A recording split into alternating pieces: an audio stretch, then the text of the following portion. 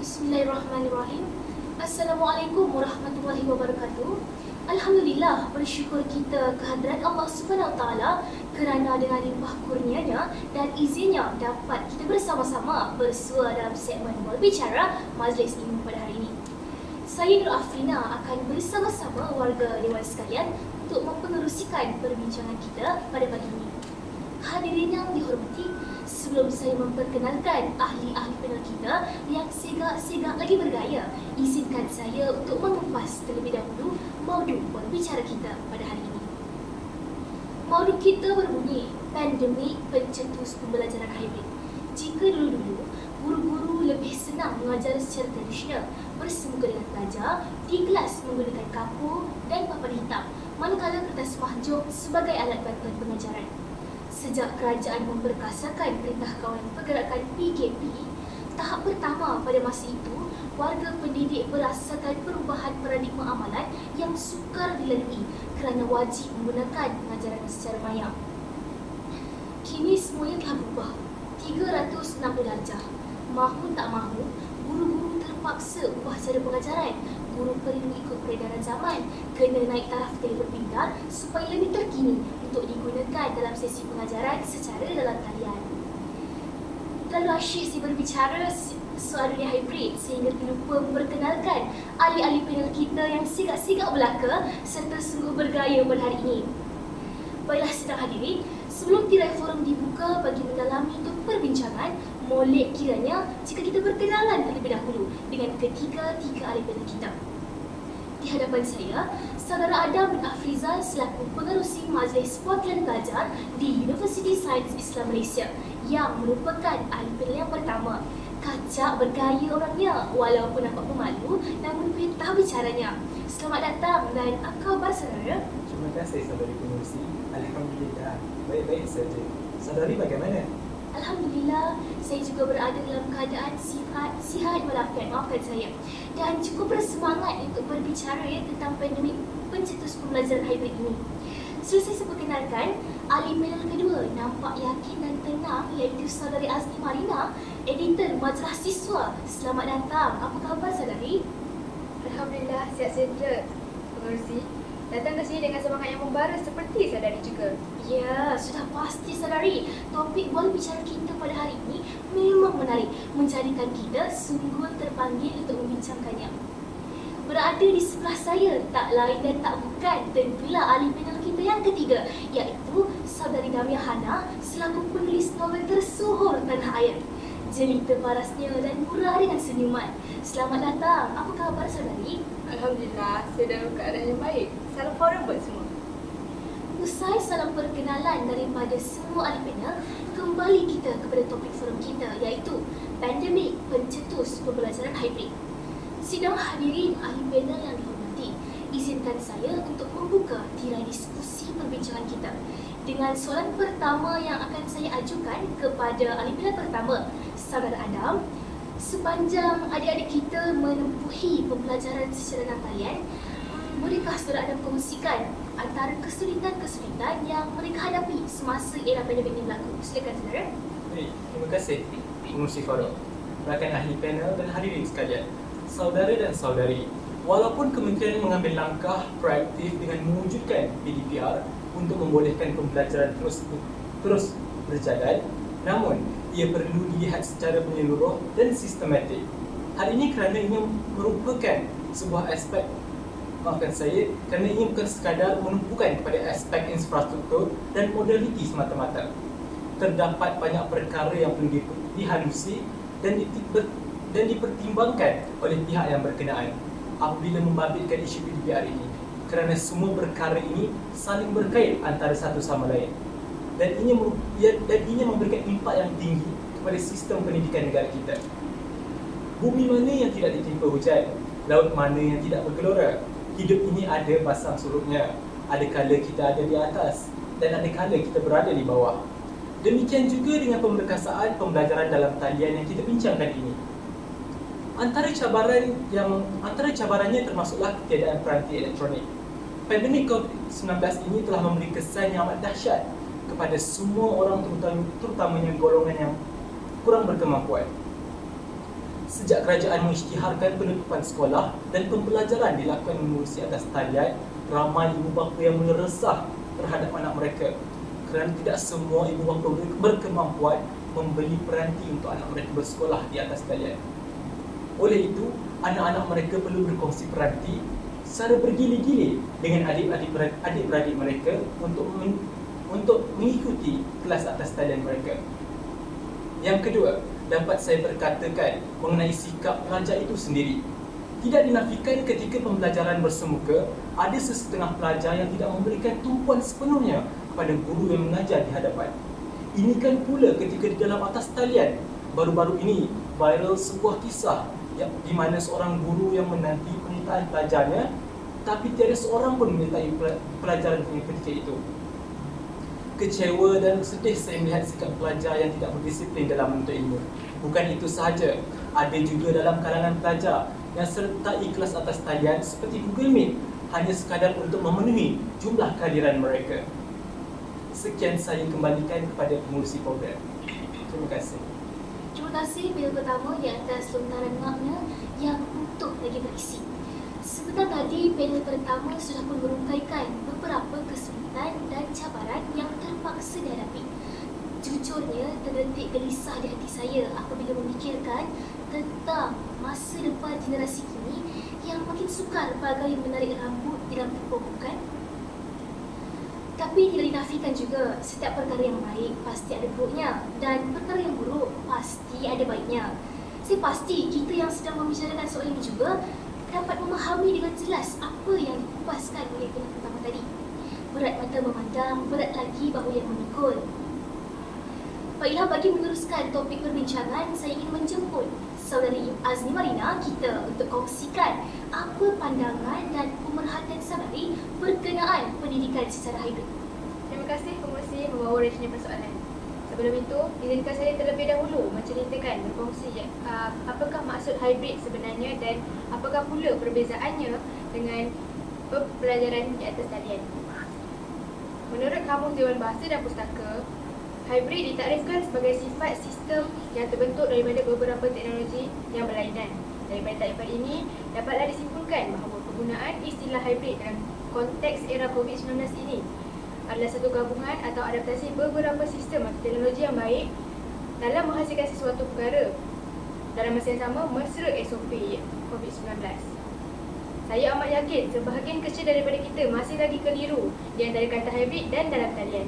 Secara ringkasnya, kelas dalam talian ada sepenuhnya dalam talian, manakala hybrid menghendaki penggabungan iaitu secara separuh di dalam talian dan separuh lagi secara bersemuka. Berbalik kepada soalan pengerusi tadi, Kementerian Pendidikan Malaysia telah memilih beberapa sekolah untuk dijadikan perintis sekolah hybrid. Impak positif dapat dilihat daripadanya. Dengan ini, saya setuju bahawa ia merupakan satu usul yang baik. Tidak dapat dinafikan masih terlalu awal untuk saya berkata sedemikian. Namun, Sijil Pelajaran Malaysia SPM baru-baru ini mendukung keyakinan saya tentangnya. Terima kasih atas penjelasan yang panjang lebar daripada Saudari Azni. Yang kedua, Saudari Azni Marina berhubung pandangan Saudari berkenaan hybrid. Sebentar tadi, Saudari ada juga merungkaikan sedikit kekeliruan berkenaan PDPR dan hybrid. Tidak dinafikan, saya pasti kita yang sedang membicarakan soal ini juga terkeliru, kan? Terima kasih sekali lagi, Saudari Marina. Namun begitu, malang sekali, masih lagi ada teka-teki yang perlu diselesaikan dalam minda saya. Jadi dengan itu saya menjemput Saudari Dami Hana untuk menyelesaikan teka-teki tersebut berkenaan penjelasan tentang ciri-ciri keistimewaan hybrid berbanding pemerkasaan yang lain. Terima kasih Saudari Pengerusi Majlis. Assalamualaikum dan salam sejahtera.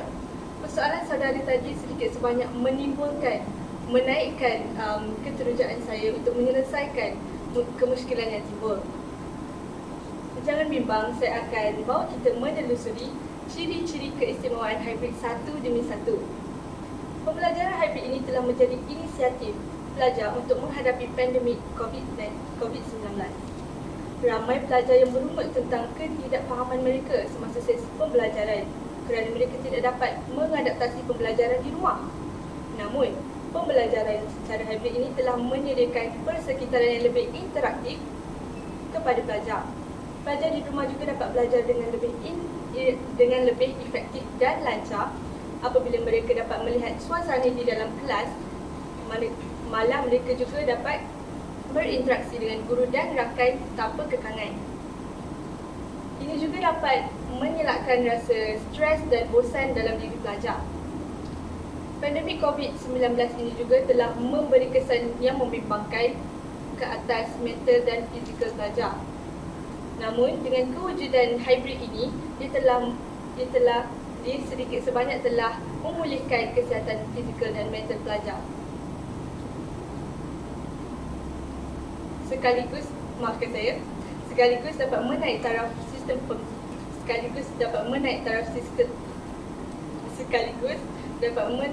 sistem pendidikan pelajar yang akan menjadi pelapis negara di masa hadapan. Meluntur buluh biarlah dari rebungnya. Dengan pengalaman yang ada, saya yakin generasi kini mampu untuk memberikan sesuatu yang lebih lagi dalam memimpin generasi yang akan datang. Sekian saya kembalikan kepada saudari pengerusi forum. Terima kasih. Begitu hebat kata-kata yang diutarakan oleh panel kita sebentar tadi. Diharapkan ia dapat mengklarifikasikan persoalan kita sebentar tadi. Saya bersetuju dengan pendapat saudari. Siapalah yang dapat menafikan betapa pelaksanaan hybrid hari ini sudah banyak mendukung dan menyokong pendidikan kini dan di seantero dunia. Ingin saya tambah, sifat pesimistik haruslah dihindari kerana kalau tidak dipecahkan dulu, manakan dapat sagunya. Kalau tidak kita berusaha, manakan dapat hasil manisnya. Baiklah, bagi meneruskan perbincangan, saya ingin meninjau lebih lanjut pandangan ahli-ahli panel kita tentang prakarsa-prakarsa yang dilaksanakan untuk mengatasi cabaran memperkasakan kehidupan serba hybrid, terutama pada era globalisasi kini. Saya mulakan soalan saya buat ahli panel pertama, iaitu Saudara Adam, tentang langkah-langkah yang dilakukan oleh pihak kerajaan untuk jadikan kehidupan serba hybrid sebagai satu kekuatan dalam mengharungi kehidupan di bawah pemantara pandemik ini. Terima kasih kepada saudari pengerusi forum. Saudari Afrina, bagi menjawab persoalan saudari, kita harus mengakui kerajaan telah melaksanakan pelbagai usaha untuk meletakkan hybrid sebagai salah satu tonggak untuk mengharungi cabaran pandemik sekaligus memajukan sistem pekerjaan maupun pembelajaran dalam negara kita. Saya teringat pendapat ahli panel kedua, saudari yang ada menyebut mengenai Kementerian Pendidikan Malaysia yang telah mengaplikasikan pembelajaran secara hybrid dalam sistem pendidikan di beberapa sekolah yang menjadi sekolah rintis. Bukan begitu, saudari? Ya, benar saudara. Kementerian Pendidikan Malaysia sebagai badan eksekutif kerajaan yang saya kira telah memainkan peranan untuk memperkembang dan memperluas penggunaan hybrid, terutama dari aspek pembelajaran dan pelaksanaan program. Maksud saya, saudara ahli panel pertama mungkin boleh membicarakan sedikit tentang badan-badan yang terlibat dalam meletakkan hybrid sebagai satu inisiatif untuk bendung pandemik sekaligus memajukan sistem pengurusan pekerjaan maupun pembelajaran ke arah era dunia maju dan jadikannya perkara yang sebati dalam kehidupan masyarakat. Baiklah, soalan ini saya ajukan kepada panel kita yang ketiga. Silakan, saudari. Terima kasih saudari pengerusi. Antara inisiatif yang dilakukan oleh kerajaan untuk menyokong budaya hybrid adalah dengan membekalkan jaringan internet dengan bayaran minima kepada sektor pendidikan sebagai galakan. Selain itu, capaian internet juga perlulah diikuti sehingga di kawasan-kawasan pedalaman supaya pelajar di kawasan pedalaman dapat menjalani hybrid di mana saja dengan lancar tanpa kekangan. Maafkan saya, saudari pengerusi majlis. Saya ingin menambah sedikit apa yang dikatakan saudari panel ketiga kita. Silakan, saudara. Terima kasih, pengerusi. Kita sedia maklum bahawa kerajaan telah melaksanakan program pemberian telefon pintar dan komputer riba. Program ini wajar diteruskan dan diperluaskan kepada golongan yang kurang berkemampuan. Selain kerajaan, terdapat juga beberapa NGO lain yang juga turun padam, contohnya Baitul Mal. Baitul Mal berperanan dalam mengagihkan wang zakat secara langsung kepada asnaf di wilayah persekutuan. Terdetik rasa terharu dan sedih saya apabila melihat kesungguhan kerajaan dan NGO kita demi memenuhi keperluan pelajar asnaf agar tidak berputus asa dalam menggapai impian mereka semua. Terima kasih, saudara. Jika kedua-dua panel kita tadi telah menyebutkan tentang inisiatif yang dijalankan oleh badan-badan yang terlibat dalam menyokong pengaplikasian hybrid. Saya pasti ramai yang ingin tahu apakah wajar budaya hybrid ini diteruskan. Dengan itu saya menjemput ahli panel kita yang kedua untuk menjawab persoalan tersebut. Jadi apakah pandangan saudari? Terima kasih. Saya amat bersetuju dengan pendapat yang diberikan oleh panel pertama dan panel ketiga tadi. Pada pandangan saya, idea untuk meneruskan hybrid di sekolah dan di IPDA adalah satu perkara yang wajar walaupun negara semakin pulih daripada wabak COVID-19 ini. Hal ini kerana penerusan hybrid dapat menyumbang kepada penjimatan kos. Hal ini demikian kerana kos pengangkutan masa, tempat dan bahan dapat dikurangkan dan dijimatkan. Mengamalkan budaya hybrid dapat diselarakan juga dengan usaha memajukan sistem pendidikan sekaligus meningkatkan produktiviti negara. Juga salah satu sebab mengapa saya mengatakan sedemikian. Terima kasih saudari. Saya harap pandangan tersebut sedikit sebanyak dapat membuka mata dan minda kita semua. Ternyata kemunculan hybrid sebagai satu sistem pembelajaran baharu mendatangkan banyak impak positif yang dapat mendukung kita bergerak selangkah demi selangkah ke depan bagi mencapai status negara maju. Baiklah, terima kasih saya ucapkan kepada ketiga-tiga ahli panel kita kerana sudi hadir dan sudi menyiarkan pendapat masing-masing. Moga apa yang kita dapat hari ini tidak sekadar masuk telinga kanan dan keluar telinga kiri. Nampaknya masa amat mencemburui kita. Terima kasih juga diucapkan kepada sidang pendengar sekalian. Tuai padi antara masak, esok jangan layu-layuan. Intai kami antara nampak, esok jangan rindu-rinduan. Salam hormat orang putih, orang Pakistan. Terima kasih. Syukran jazilan. Semoga kita berjumpa lagi di lain hari pada waktu dan siaran yang sama. Wabillahi taufiq wal hidayah. Wassalamualaikum warahmatullahi wabarakatuh.